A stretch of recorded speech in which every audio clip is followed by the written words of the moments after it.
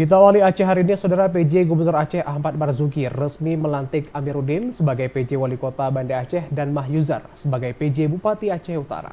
Usai melantik dua kepala daerah, PJ Gubernur Aceh meminta agar kepala daerah dapat menjalankan sistem pemerintahan secara transparan, akuntabel, dan taat hukum. Penjabat Gubernur Aceh Ahmad Marzuki resmi melantik dua PJ kepala daerah. Dua penjabat ini yakni adalah Mahyuzar sebagai PJ Bupati Aceh Utara dan Amiruddin sebagai PJ Wali Kota Banda Aceh.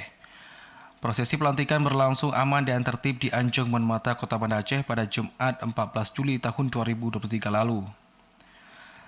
Sebelumnya Amiruddin menjabat sebagai Sekdako Banda Aceh dan beberapa hari lalu diangkat menjadi pelaksana harian atau PLH Wali Kota setelah masa jabatan Bakri Siddiq berakhir.